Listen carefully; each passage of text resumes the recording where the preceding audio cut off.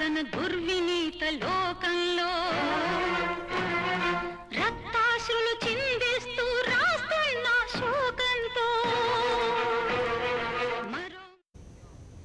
విషయం తెలుసుకున్న బంజారాహిల్స్ కార్పొరేటర్ గద్వాల విజయలక్ష్మి ఈ ఉదయం బాధితురాల్ని పరామర్శించారు.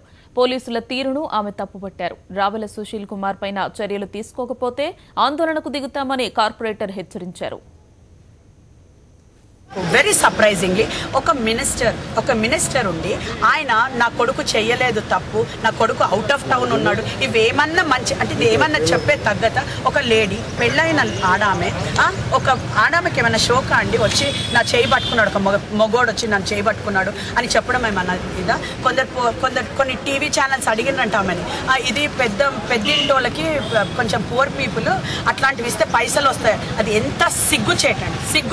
ఒక మహిళ లాగా నాకు ఈ మాటలు ఒక మొగాయన ఎమ్మెల్యేనో మినిస్టరో ఒక టీవీ ఛానల్ అడిగితే that is the worst and most disgusting thing any women can face. ఈ రోజు నేను ఒకటే అంటున్నాను, ఈ మినిస్టర్ ఏదైతే పెద్ద మాటలు మాట్లాడుతున్నాడో వాళ్ళ కొడుకుని తప్పించుకోవడానికి మేమేమంటున్నామంటే అంత ధైర్యం ఉంటే మీరు రండి, పోలీస్ స్టేషన్కి రండి, ఇక్కడ మేమందరం ఉన్నాం, మా హోల్ పబ్లిక్ ఉంది ఇక్కడ, వాళ్ళ ముంగల సమాధానం చెప్పండి. మీరు నిన్న నిజంగా లేరా?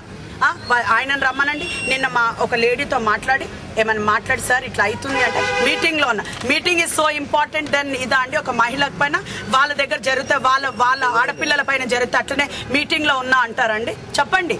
ఇవాళ నేను యాజ్ అ కార్పొరేటర్ నా డివిజన్ లోపల ఒక మహిళకి ఇది ఫస్ట్ ఇన్సిడెంట్ ఇది జరిగింది కాబట్టి నేను చెప్తున్నా, న్యాయం జరగకపోతే వాళ్ళు వచ్చి ఆమెకి కాళ్ళు మొక్కి క్షమాపణ చెప్పకపోతే మేము మహిళా సంఘం కాదు, మీరు బంజారాహిల్స్ డివిజన్లో చూస్తారు ఇంత పెద్ద ఎత్తున ఏ రోజు జరగని ధర్నా ఇవాళ జరుగుతుంది అని నేను చెప్తున్నాను.